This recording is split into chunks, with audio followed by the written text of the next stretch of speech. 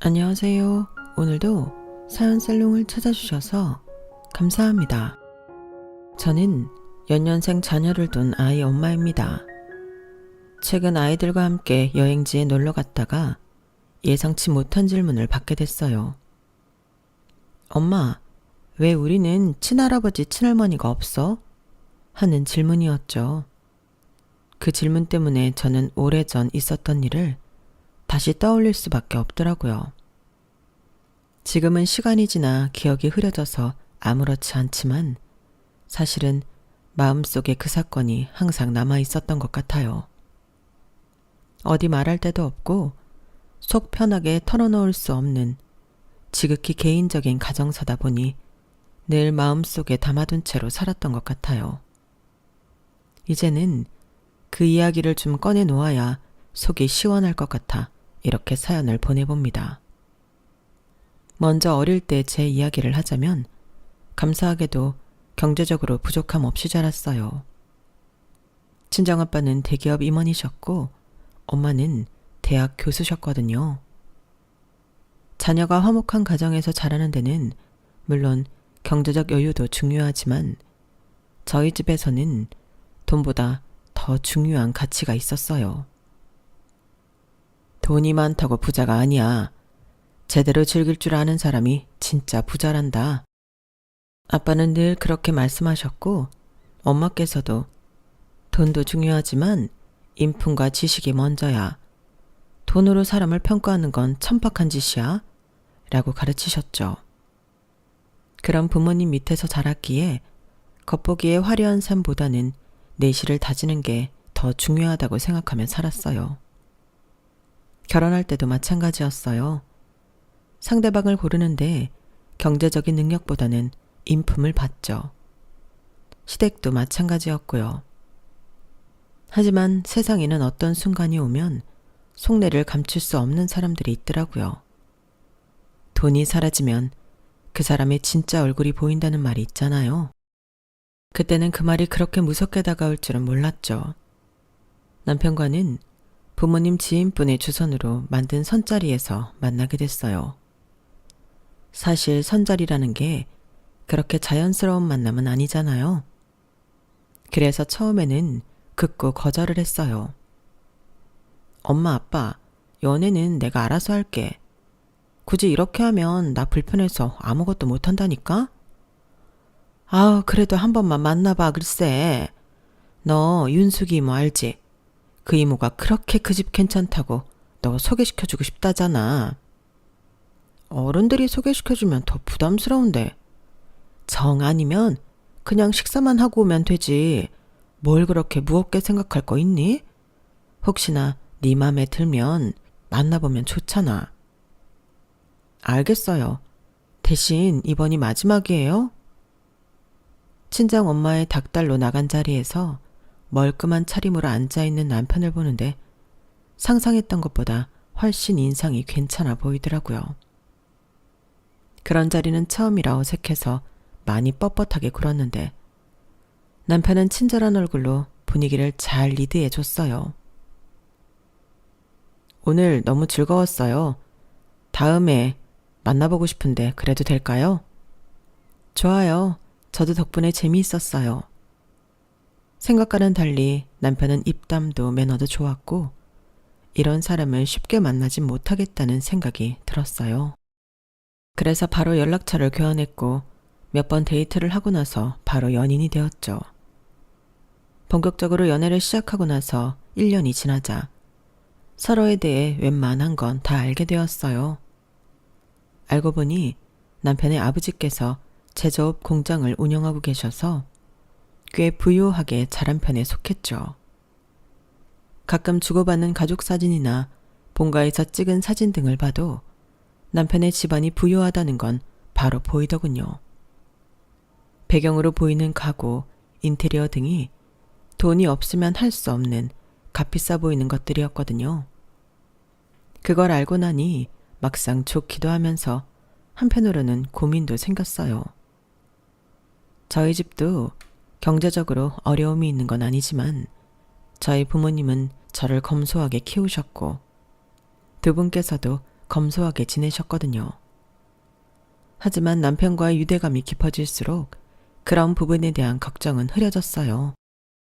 야, 보통 시댁이 친정보다 못 살아서 고민이던데? 넌 무슨 걱정이야? 집안끼리 비슷하게 잘 사는 것도 되게 축복이다. 니네 집도 잘 사는 편이니까 딱히 반대도 없을 것 같고, 더 잘 살면 지원 더 해줄 텐데 얼마나 좋아. 더도 별게 다 걱정이라니까? 그런가? 당연히 배부른 걱정이지. 그리고 어차피 결혼하면 더한 일도 많은데 나중에 생각해보면 집안 차이는 감사하다는 생각만 들걸? 친구에게 털어놓으니 그 말도 일리가 있더라고요. 원래 결혼이라는 게 두 집안이 합쳐지는 거니까 이 정도 차이쯤은 괜찮겠지 생각하고 말아버렸죠. 얼마 지나지 않아 저희 사이에서 결혼 이야기가 오가기 시작했고 부모님께 의사를 말씀드리자 좋아하는 눈치더라고요. 아유, 그래? 우리 딸이 설마 그런 집에 시집까지 갈까 싶었는데 정말로 갈 줄이야. 엄마 마음이 편하네. 엄마, 언제는 돈이 중요한 게 아니라면서요. 그렇긴 한데 성품이 괜찮아 보이니 이왕이면 잘 살면 더 좋은 거지? 그러게, 나도 이거 내 딸이 그래도 부잣집에 시집 간다니 왠지 마음이 놓이는구만. 엄마 아빠도 참 못 말리신다니까요. 부모님께서 농담하시는 모습을 보니 저도 덩달아 기분이 좋아졌어요. 그래도 혹시나 싶었던 마음마저도 시댁에 방문하면서 달라졌죠. 처음 시댁에 방문했을 때는 사람인지라 저도 모르게 살짝 주눅이 들기는 했어요. 시댁은 강남에 있는 고급 주택이었고 시부모님은 머리부터 발끝까지 명품을 두르고 있었거든요. 어머, 어서 와요. 우리 현우가 이렇게나 좋아하는 여자친구는 처음이라 많이 궁금했어요. 아, 참 곱게도 생겼네. 감사합니다. 처음 뵙겠습니다. 이제 우리 식구 될 건데 너무 그렇게 긴장하지 마요. 편하게 시어머니 하고 불러. 엄마도 참 아직 결혼도 안 했고 초면인데 무슨 벌써부터 시어머니야. 그게 더 불편해요. 그래? 나도 며느리 생기니까 좋아서 그러지 이 녀석아. 내가 자식이라곤 아들놈 하나밖에 없어서 집에 여자가 하나 더 있으면 어떨까. 늘 상상만 했거든. 아, 그렇다고 너무 걱정은 말아요. 딸 같은 며느리 되라는 소리는 안 할 거니까. 대신 내가 엄마 같은 시어머니는 좀 되고 싶어서. 말씀만 들어도 너무 감사한데요. 앞으로 잘 부탁드립니다. 시댁 분위기는 정말 화기애애했어요. 교양 있는 시어머니와 다정다감하신 시아버지까지. 남편이 어떻게 자라왔을지가 느껴져서 정말 좋더라고요. 그래서 아주 조금 남아있던 걱정마저 사라졌죠. 양가 인사를 무사히 마치고 본격적으로 결혼 준비를 시작하게 됐어요. 그런데 며칠 후 시어머니께서 전화가 오시더군요. 며느라, 내가 소개해주고 싶은 사람들이 있는데 혹시 내일 저녁에 시간 괜찮니? 내일 저녁이요? 괜찮을 것 같아요. 그런데 어떤 분들이세요? 나랑 친하게 지내는 사모님들 모임인데 우리 며느리 너무 잘 들어왔다고 자랑하니까 다들 궁금해하셔. 여기도 가족 같은 사람들이니까 너무 신경 안 써도 돼. 어머님은 신경 안 써도 된다고 하셨지만 어떻게 그럴 수가 있겠어요. 순간적으로 긴장감이 확 몰려왔지만 이미 시간이 된다고 해버려서 거절을 하지 못하겠더라고요. 그래서 우선은 약속을 잡았어요. 결혼 전이니 딱 한 번만 나가야겠다 싶더라고요. 어머님, 저 왔어요. 어머나, 정순 씨 며느리구나. 참 참하게도 생겼네. 현우가 왜 그렇게 좋아했는지 알겠네. 그러게, 우리 나이 되면 얼굴만 봐도 어떤 사람인지 딱 알지. 착하네, 착해. 그치? 집안에 여자 잘 들어오는 게 그렇게 중요한데 우리 집은 앞으로도 더 잘 될 건가 봐. 사돈 두 분도 배울 만큼 배우신 분들이라 그런가 예의도 바르고 이뻐 죽겠어. 우리 집은 며느리가 아주 복덩이야, 복덩이. 우리 아들도 저런 며느리 데리고 왔으면 좋겠는데 좋은 여자 있으면 소개 좀 시켜줘요. 네, 열심히 찾아볼게요. 어머님이 데리고 간 곳은 말 그대로 어느 정도 사는 공장이나 중소기업을 운영하는 분들의 사모님 모임이었어요. 그날 저를 데리고 간 식당도 회원제를 받는 고급 레스토랑이었죠. 어머님이 아니었으면 평생 구경도 못 해봤을 식당이었죠. 엄청난 가격에 화려하고 양 적은 음식들이 식탁을 채우기 시작했어요. 맛은 있었지만 가격을 생각하면 솔직히 아까운 생각이 계속 들더라고요. 제 소개가 끝난 후 사모님들 사이에 오가는 얘기는 오로지 돈뿐이었어요. 어디에 투자하면 돈을 번다더라. 누가 어디서 어떻게 대박이 터져서 돈을 벌었다더라. 돈 버는 얘기에 관한 것뿐이었죠. 다들 명품은 기본으로 두르고 계셨고요. 그런 어머님의 모습을 보면서 뭔가 제가 생각했던 것보다 훨씬 더 대단한 집에 시집을 온 건가? 약간 착각마저 들더라고요. 하지만 남편에게 물으니 남편은 회의적인 태도를 보였어요. 뭐 우리 집에 잘 살기는 하지만 그 정도까지는 아니야. 엄마가 버는 만큼 쓰고 싶어 하셔서 그런 거지. 옛날에 아빠 사업 잘 안 될 때는 힘들게 사셨거든. 그래서 옛날로 돌아가기 싫어하셔. 그래도 너무 쓰기만 하시면 안 좋은 거 아니야? 뭐 그거야 부모님들 알아서 하시겠지. 그렇긴 하지만 그때만 해도 저도 남편이랑 똑같이 생각했어요. 하지만 어머님께서 저희 결혼식에 개입하기 시작하셨죠. 며느라, 너희 예식장 잡았다면서? 네, 어머님. 내가 지난주에 너네 잡았다던 예식장을 보고 왔는데 그렇게 작은 곳에서 해도 괜찮겠니? 우리 쪽도 하객이 꽤 많은데. 어머님, 하객 수는 저희도 맞춰서 예식장 고른 건데 혹시 더 오실 예정이세요? 그 부분은 제가 잘 몰라서요. 그치, 더 오면 더 올 수 있지. 그리고 무엇보다도 나는 니네가 호텔 예식을 했으면 하거든. 호텔 예식도 생각을 안 해본 건 아닌데 식대도 그렇고 너무 비싸더라고요. 그렇게까지 비싼 곳에서 할 필요는 없을 것 같아서 그냥 예쁜 곳으로 골랐어요. 아유, 아무리 잘 꾸며봐야 호텔 예식이랑 비교가 되나. 가보면 다르거든. 결혼식이 실은 부모님 손님이 더 많은 건 너도 잘 알고 있지? 우리 체면도 생각을 좀 해줘야 하거든. 신혼여행은 어디로 갈 생각하고 있니? 발리로 다녀올 것 같아요. 저희 둘 다 여행 스타일이 휴양지를 좋아해서요. 그래? 발리도 좋지만 이왕이면 유럽을 좀 다녀오는 게 낫지 않겠니? 아, 유럽은 둘 다 다녀오기도 했고 결혼식 자체도 돈이 많이 드는데 그만큼 투자할 것도 없고 이왕이면 둘 다 안 가본 곳을 가보고 싶어서 골랐어요. 돈이 문제라면 우리가 지원해 줄게. 자식들 좋은 곳에 신혼여행 보내주는데 그 돈이 아깝겠니? 아, 그렇게까지 안 하셔도 괜찮은데 이미 결혼하는데 지원 많이 해주시고 계시잖아요. 엄마 무슨 소리야. 아직 시작도 안 했다. 니네가 자꾸 니네 힘으로 하려고 하니 우리가 뭐 지원해주고 싶어도 해줄 수가 있어야 말이지. 근데 아니나 다를까 너희 둘 힘으로 하려고 하니 우리 집안 체면은 좀 고민하지 않고 준비를 하고 있는 것 같아서. 결혼식이라는 게 부모 행사거든. 그래서 우리 집 입장도 신경을 써주면 좋겠구나. 돈이 걱정이면 얼마든지 지원을 해줄게.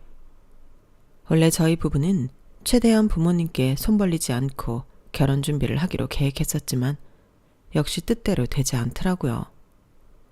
결국 남편과 저는 상의 끝에 어느 정도 시댁에 맞춰드리기로 했어요. 그래, 그냥 좋은 게 좋은 거다 생각하고 맞춰드려. 지원은 다 해주신다는데 뭐가 걱정이야?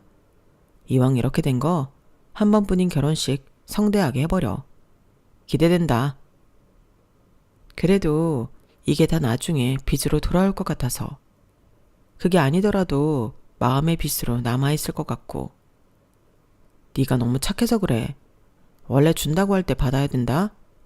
그리고 나 같아도 내가 여유 있으면 자식이 최고 좋은 데서 했으면 좋겠다고 생각할 것 같은데 그건 그렇지.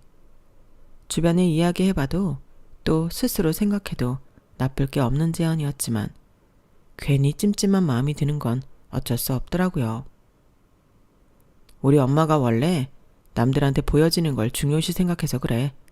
신경 쓰지 마. 남편도 별 생각 없이 받아들이는 것 같아서 알아도 남편이 잘 알겠지라는 생각에 그만 걱정은 줄이기로 했어요.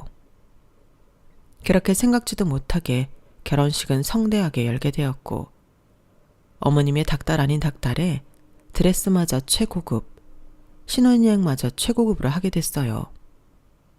인생에서 처음으로 모든 걸 최고급으로 해본 터라 안 좋았다고 하면 거짓말이겠지만 솔직히 말하면 마음속 깊은 곳에 이렇게까지 돈을 써야 하나 싶은 생각이 있었죠.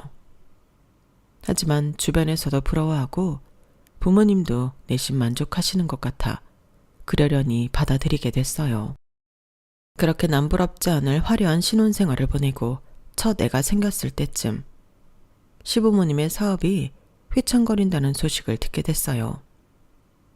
하지만 그 소식을 전하는 남편마저 크게 신경을 쓰지는 않는 것 같더라고요. 그 정도는 다시 일으켜 세우실 수 있을 거야. 그리고 부모님 앞에서는 티내지 마. 자존심이 센 분들이니까. 알겠어. 근데 진짜 괜찮은 거 맞겠지? 하루 이틀 하시는 일도 아닌데 극복할 방법을 찾으시겠지. 우리가 개입한다고 도와드릴 수 있는 것도 아니고. 남편 말대로 시부모님께서는 제 앞에서는 절대 티를 내지 않으시더라고요. 남편이 기뜸해주지 않았더라면 여전히 사업이 잘 나가고 있는 줄 알았을 정도로 시부모님의 다소 사치스러운 소비 습관은 여전했어요. 잘 나갈 때야 그렇게 쓰셔도 잘 나가시니 그렇겠거니 했지만 내심 걱정이 되기 시작하더군요.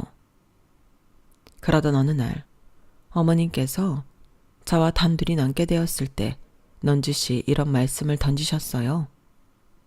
며느라, 이제 니네도 첫애 낳고 먹고 살 만한데 빌린 돈은 줘야 하지 않겠니? 네? 빌린 돈이라뇨? 왜? 니네 결혼할 때 우리가 보태준 돈들이 있잖니. 그걸 설마 그냥 받는다고 생각한 건 아니지? 따지고 보면 다 니네 결혼식에 들어간 돈인데 우리한테 돌려줘야 맞지 않겠니? 어머님, 그게 무슨 말씀인지 좀 당황스러운데요. 저희 결혼할 때 보태주신 돈이라면 저희 부모님도 마찬가지로 보태주셨고요. 그건 양가에서 지원해주기로 한 돈인 걸로 알고 있는데 빌렸다뇨?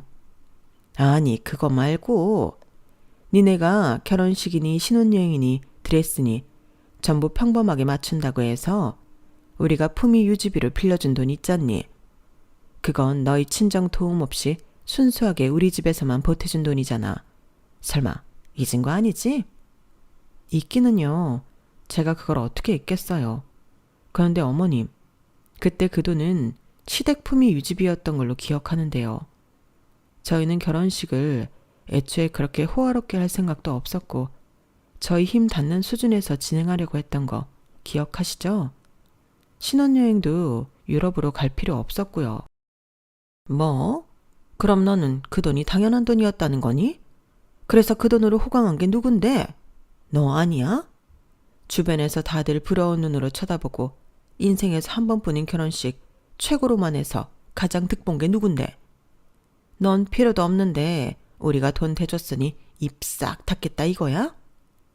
어머님, 그런 뜻이 아니라요. 왜 그렇게 말씀하세요? 저도 난처해서 그래요. 그때는 그냥 비용 지원해 주시는 것처럼 말씀하셨는데 이제 와서 저희가 원해서 빌린 돈 갚으라는 것처럼 말씀하시니 당황스러워서 그렇죠. 하여간 이래서 돈은 그냥 주면 안 되는 건데 내가 물렀어. 마냥 착하게만 봤는데 돈 앞에서는 또 그렇게 굴 줄 몰랐네. 됐다. 그 돈을 받으려고 한 내가 바보였지. 그래, 나도 고작 얼마 되지도 않는 돈 때문에 너랑 감정 상하기 싫으니까 없던 일로 하렴. 말로는 그렇게 말씀하시면서 이미 저한테 단단히 삐치신 것 같았어요. 당시에는 정말 황당하고 어이가 없었지만 집으로 돌아와서는 좋게 생각하기로 마음먹었죠. 원했던 소비는 아니었지만 그 소비로 좋았던 건 저희였던 게 사실이었으니까요. 남편에게 이야기를 했더니 남편도 좀 당황스러워 하더군요. 뭐? 갑자기 그 돈을 갚으라고? 얼마 정도인데? 5천만 원 정도 되는 것 같아. 그런데 그 돈 써서 좋았던 건 사실이니까 그냥 갚아드리자. 갑자기 갚을 5천만 원이 어딨어. 부담되는데. 나도 그렇기는 한데 그래도 이거 안 갚고 어머님이랑 소원해지면 마음의 짐으로 계속 남을 것 같아. 어머님도 좋은 마음으로 보태주셨던 걸 텐데 굳이 질질 끌지 말자. 그래 뭐 부담스럽지만 어쩔 수 없지. 남편과의 상의 끝에 5천만 원을 어머님께 보내드렸고 어머님은 엄청 좋아하셨어요. 그래도 네가 내 마음을 모르진 않는구나. 우리가 이 돈이 뭐 없어서 받으려고 한 게 아니잖니? 자식들 마음을 보는 거지. 이렇게 잘 쓰고 돌려주면 나중에 너네한테 더 큰 돈으로 돌아가지 않겠니? 어머님, 나중에 받으려고 드리는 돈 아니에요. 저희가 쓴 돈 돌려드리는 거죠. 어머님께선 돈을 받으시는 순간까지도 없어서 받는 게 아니라는 식으로 강조를 하시더라고요. 오히려 그렇게 강조를 하시니 시댁이 요즘 많이 힘든가 싶은 생각을 하게 됐어요. 시부모님이 자존심이 세다던 남편 말도 떠올랐고요. 그런 생각이 드니 조금은 조심해야겠다는 생각이 들더군요. 시댁이 어려울 때 도와드릴 순 있지만 그러다가 가정의 평화가 깨진 집을 여러 봐왔으니까요. 저희도 더 이상 부부 둘이서만 잘 산다고 되는 게 아니라 아이까지 케어해야 하는 상황이었고요. 냉정한 생각일 수도 있겠지만 아이를 생각하면 조금은 저희 밥그릇을 잘 챙겨야겠다는 생각이 들었어요. 물론 여유가 있다면 시부모님을 도와드릴 수 있는 데까진 도와드려야겠지만요. 그렇게 홀로 각오를 다지고 있었던 어느 날이었어요. 은행 어플을 조회하던 도중 임시로 소액 묶어두었던 예금 통장이 해지되어 있는 걸 발견했어요. 여보, 뭐야? 예금 통장 해지했어? 여기 있던 돈은 다 어디로 갔어? 아, 그게 내가 500만 원 좀 썼어.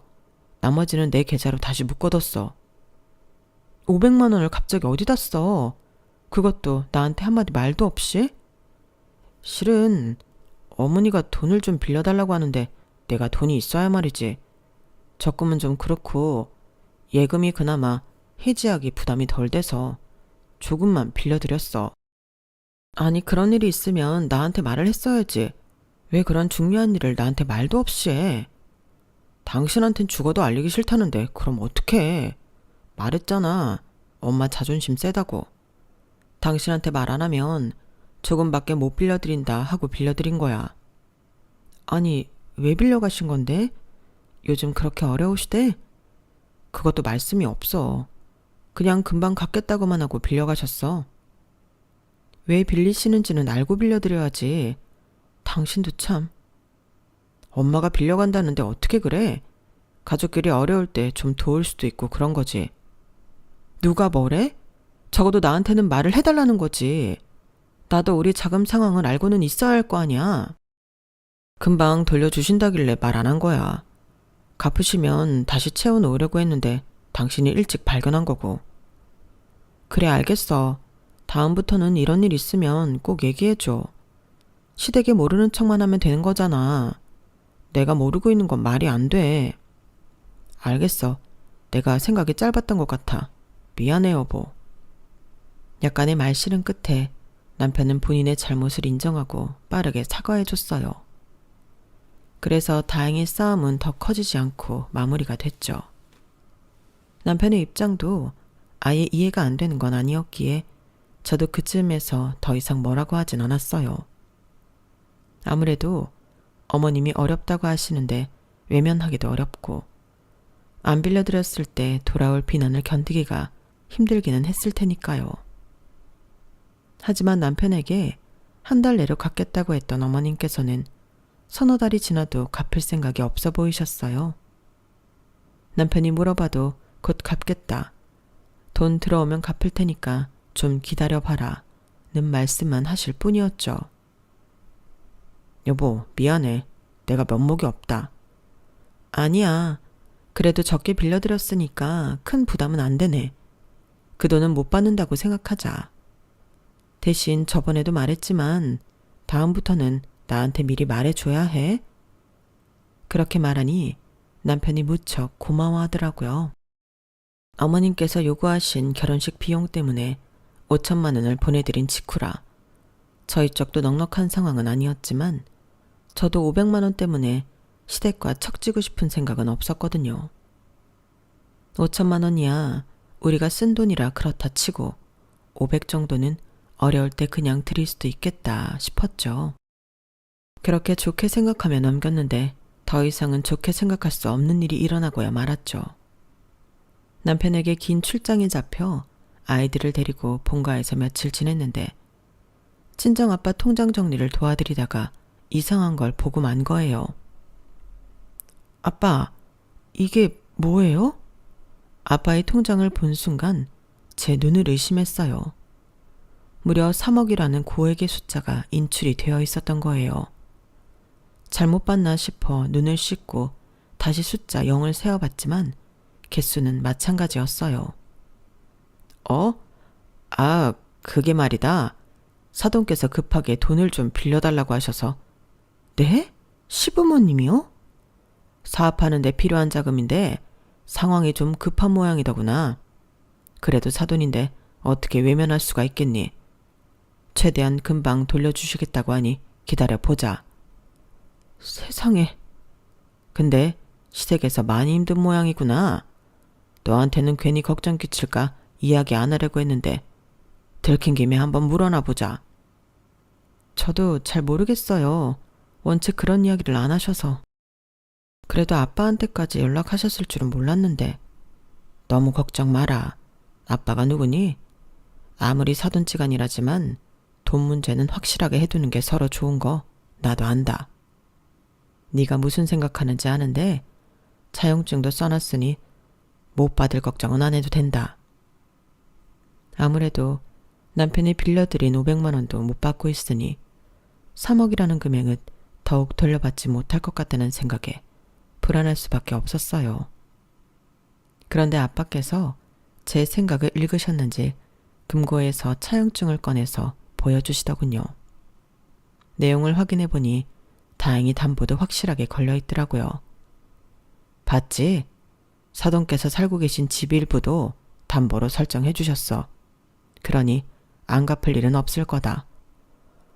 와, 아빠 잘하셨어요. 그래도 담보가 확실하니 안심해도 되겠네요. 그래, 아빠가 누구냐? 어려울 때 서로 돕더라도 이런 건 확실하게 해둬야 뒤탈이 없는 거야. 자칫 잘못하면 선의로 베풀었던 일이 악용될 수 있거든. 다행히 확실하게 처리해 두신 덕분에 큰 걱정은 안 되었어요. 하지만 인생은 정말 한치 앞을 알 수 없더군요. 그렇게 든든하셨던 아빠가 갑자기 세상을 떠나실 거라고는 미처 상상하지 못했으니까요. 윤정아, 너희 아빠가... 엄마, 무슨 일이세요? 아빠가 왜요? 추운 겨울날이었어요. 꽁꽁 언 도로 때문에 차가 여럿 미끄러지는 사고가 잦은 날이었는데 아빠께서 귀가하시는 길 사중 추돌 사고에 휘말리셨어요. 소식을 듣고 반쯤 이성을 잃은 채 병원에 도착했지만 아빠께서는 이미 세상을 떠나신 후였어요. 미처 마지막 인사를 나누지도 못한 채 아빠를 떠나보냈다고 생각하니 정말 가슴이 미어지더군요. 혼자 남게 되신 엄마 걱정도 너무 되고 앞으로 어떻게 살아야 할지 방향을 잃어버린 느낌마저 들었어요. 말로 표현할 수 없는 큰 슬픔 속에서 아빠의 장례식이 치러졌어요. 반쯤 정신이 없는 채로 조문객을 맞이하고 있는데 남편이 다가오더군요. 여보, 잠깐 쉬고 있어. 여기는 내가 지킬게. 아니야, 내가 있어야지. 우리 아빠인데. 당신 지금 너무 멍해 보여. 걱정돼서 그러니까 조금 쉬고 있어. 남편의 배려 덕분에 사람들의 시선이 닿지 않는 벽 뒤 구석에서 쉬고 있던 중이었어요. 시댁 식구들이 우르르 나오며 나누는 이야기 소리가 들리더라고요. 아유, 저 양반도 참 아직 젊은 나이에 어찌 저렇게 됐을까. 참 안 됐지. 그래도 참 착한 사람이었는데. 근데 말이야, 사돈한테 빌린 돈은 그럼 어떻게 하지? 어머, 그러게요. 안 갚아도 되려나? 안사돈은 그 돈에 대해 전혀 모르시는 것 같던데? 며느리도 모르는 눈치고 비밀로 해주신다고 했으니까 사돈 돌아가시고 아는 건 우리뿐인 것 같은데? 어머, 세상에 웬일이야? 안 그래도 그 돈 어찌 갚나 엄청 막막했는데 차용증에 갚기로 한 기간이 거의 끝나가잖아요. 그러게, 이게 참 죄송한 일이지만 우리한테는 너무 잘된 일이네. 그 돈만 안 갚아도 충분히 여유가 생긴다니까. 그래요, 그래. 우리만 입 싹 닫고 있으면 되지. 나중에 사업 다시 잘 되면 애들한테 차나 한 대 사주면 되겠네. 걔가 좋은 생각이네. 우리가 뭐 그렇게까지 양심 없는 사람들은 아니잖아. 지금 좀 힘들어서 그렇지. 여보, 근데 나 더 좋은 생각이 났는데 말이에요. 이건 좀 너무 나쁜가? 뭔데? 말이나 해봐. 그 뒷이야기를 들었어야 했는데 시부모님께서 악마처럼 킬킬거리면서 웃는 소리에 정신이 아득해지더라고요. 더 이상은 못 듣겠어서 그 자리를 뛰쳐나와 버렸어요. 심장이 벌렁거리고 손발이 차게 식더라고요. 분노와 배신감에 한참 동안 장례식장에 들어가지를 못했어요. 이걸 남편에게 어떻게 이야기해야 할지 감도 안 오더군요. 잠시 진정될 때까지 기다렸다가 예식장에 들어가니 예상치 못한 일이 일어나고 있었어요. 부의금 가지고 오신 분 그쪽 함에 넣지 말고 이쪽으로 주세요. 엄마, 아빠, 지금 뭐 하시는 거예요? 부의금 함에 넣어야죠. 넌 모르는 그런 게 있다. 그게 뭔데요? 말씀을 해주셔야죠. 집사람 보면 어쩌려고 이러세요? 여보. 지금 뭐들 하시는 거세요? 아, 며느리 왔구나. 그게 말이다. 실은 너희 아버지가 우리한테 진 빚이 있거든. 아무래도 이렇게 돌아가셨으니 그 빚을 갚지는 못하실 것 같으니 부의금이라도 받아가기로 안사돈이랑 합의했다. 네? 뭐라고요? 저기 부의금 함에 넣지 말고 그냥 나한테 달라니까. 이쪽 사돈이 우리 집에 진 빚이 있어서 그래요. 이리로 줘요. 그 뻔뻔한 행태를 보니 이루 말할 수 없이 화가 치밀어 올랐어요. 엄마께서는 아무것도 모르고 그저 아빠께서 빚을 졌다는 말에 부의금을 가지라고 하신 모양이더라고요. 평소라면 뭔가 이상하다는 걸 눈치채셨을 뿐인데 엄마께서도 너무 큰 슬픔에 빠져 계셔서 그런 걸 따질 여력이 없어 보이셨어요. 부의금을 뺏는 것도 뺏는 거지만 양심도 없이 아빠의 장례식장에서 생전 안 하셨던 일로 아빠를 욕보이게 하는 모습은 도저히 참을 수 없었어요. 생각해보니 친정에서 아빠가 시댁에 돈을 빌려줬다는 사실을 알게 된 날 받아온 차용증이 가방 안에 아직 있겠더라고요. 가방을 잘 바꿔 들고 다니지 않는 데다 차용증을 본 게 불과 한 달도 안 된 일이었거든요. 그래서 부랴부랴 가방을 뒤졌더니 다행히 차용증이 있었어요. 누가 누구한테 돈을 빌려요? 어머님, 아버님, 정말 양심 있으세요? 그게 무슨 말이냐? 네가 어른들끼리 한 거래에 대해 뭘 알겠냐? 우리가 그렇다면 그런 줄 알지. 그럼 우리가 없는 소리를 지어내기라도 했다는 거야? 네, 아주 뻔뻔하게 없는 소리를 잘도 지어내시는데요. 우리 아빠가 두 분께 빚을 졌다고요? 그 반대겠죠. 뭐? 사람을 뭘로 보고 우리가 빚을 져놓고 이런 짓을 하겠어? 사람을 얼마나 파렴치한으로 보면 그런 소리를 하는 거야. 며느리 너 아무리 부의금 뺏기기 싫어도 그렇지 어떻게 우리한테 이렇게까지 뒤집어 씌우냐? 저도 두 분이 이렇게까지 파렴치한이길 바라지 않았어요. 정말 어떻게 이러세요? 두 눈 똑바로 뜨고 보세요. 이 차용증이요. 누가 누구한테 돈을 빌렸는지. 이래도 기억이 안 나시면 기억력에 문제가 있으신 거죠. 너무 화가 나서 차용증을 던져버리자 두 분의 얼굴이 새파랗게 질렸어요. 시부모님께 부의금을 건네던 사람들도 우르르 몰려와 차용증 내용을 확인했어요. 시부모님 얼굴이 하얗게 질렸고 사람들도 웅성대기 시작했어요. 뭐야? 진짜 본인들이 빌려놓고 부의금을 가로채려고 한 거야? 어떻게 사돈이 돌아가셨는데 이런 짓을 해? 천벌받을 게 두렵지도 않나? 아니 네가 이걸 어떻게 어디서 났어? 어디서 가지고 왔어? 시부모님께서 손을 덜덜 떨며 차용증을 떨어뜨리셨어요. 그걸 주워서 다시 가방에 넣자 어떤 나이 중후하신 분께서 다가오시더군요. 그분을 보자 두 분의 얼굴이 더 새파랗게 질렸어요. 대표님! 김 대표, 이게 사실인가? 자네 말만 믿고 부의금도 자네한테 줬는데 이리 내놓게. 어떻게 어려울 때 도와준 사람에게 이렇게 할 수가 있나? 정말 인간적으로 실망스럽네. 이런 짓까지 할 정도로 재정 상황이 심각한 줄도 몰랐고. 우리 거래는 없던 일로 하지. 잠시만요. 오해십니다, 대표님. 잠깐 제 말씀 좀 들어보시지요. 네? 장례식장에는 친정 손님뿐 아니라 시댁 손님들도 꽤 있었던 모양이었어요. 그 중에서도 점잖지만 크게 화를 내고 가신 분은 알고 보니 시부모님 사업의 주 거래처 대표라고 하시더군요. 그 외에도 몇몇 거래처 직원들을 통해 시부모님의 소문은 순식간에 퍼져나간 모양이었어요. 안 그래도 재정이 좋지 못하던 시부모님의 사업이 휘청거린다는 소문이 들려오더군요. 하지만 그런다고 저희 아빠에게 한 짓을 용서할 수는 없었어요. 당신도 처신 똑바로 해. 난 아무리 당신 부모님이라지만 우리 아빠께 그런 짓까지 하신 부모님을 절대 용서할 수 없어. 당신은 어떻게 할 생각이야? 솔직히 나도 우리 부모님이라 등지고 싶은 생각은 없지만 이번 장례식 일은 너무했어. 장인어른께서 빌려주신 돈으로 급한 일도 해결하셨던 모양이던데 내가 당신 상황이어도 용서 못했을 거야. 난 어떻게든 시부모님이 우리 아빠한테 빌려가신 돈 돌려받을 거야. 차용증도 있으니 못할 것도 없지. 그래, 빌린 돈은 갚는 게 맞지. 그렇게 하자.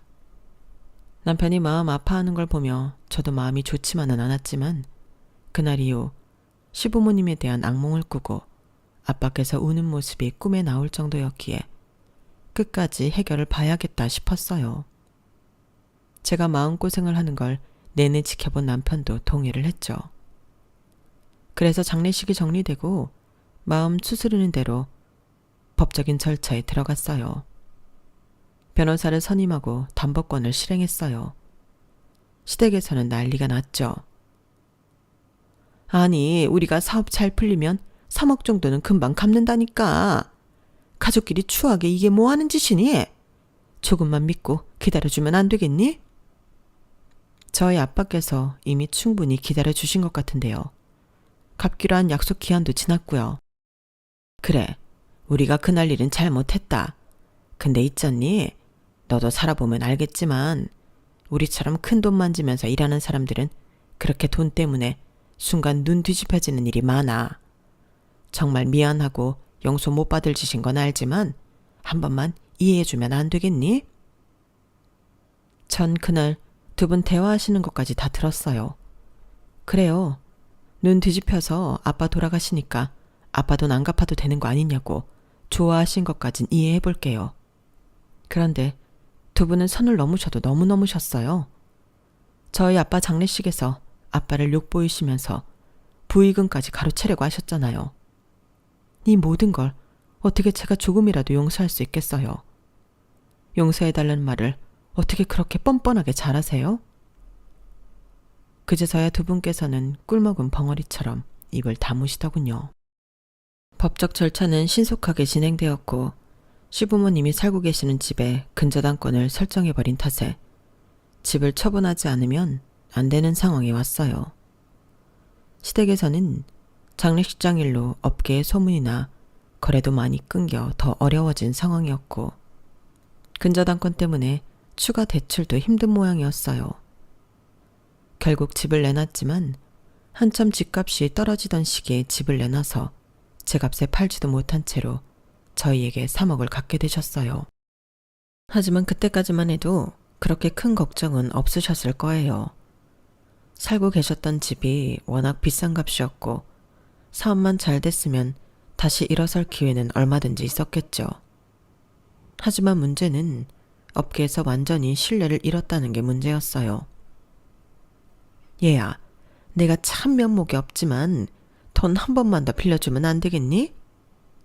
어머님, 뭐라고요? 지금 저한테 돈 빌려달라고 하신 거예요? 진심이세요?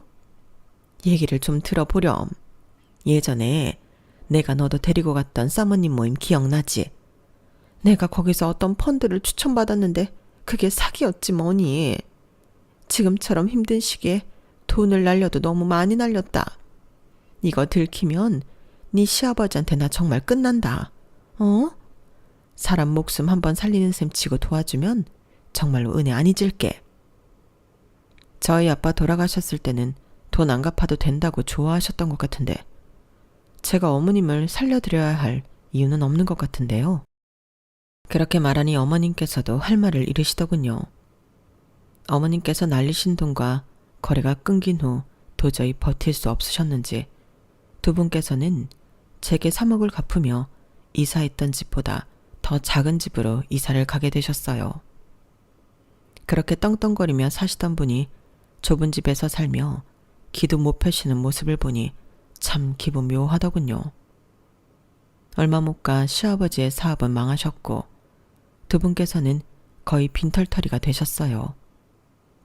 사람의 선의를 돈으로만 보고 죽어도 허세는 못 버리던 두 분께서 결국 스스로 무너진 꼴이었죠.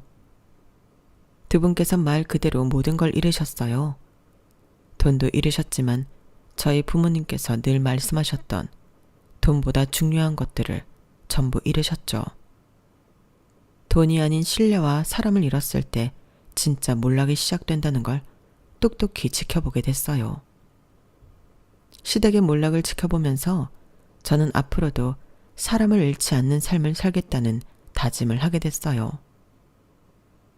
여러분들께서도 어떤 어려운 상황에서도 부디 스스로 떳떳하고 주변 소중한 사람들로부터 신뢰를 잃지 않는 지금 같은 삶을 사시길 바랍니다.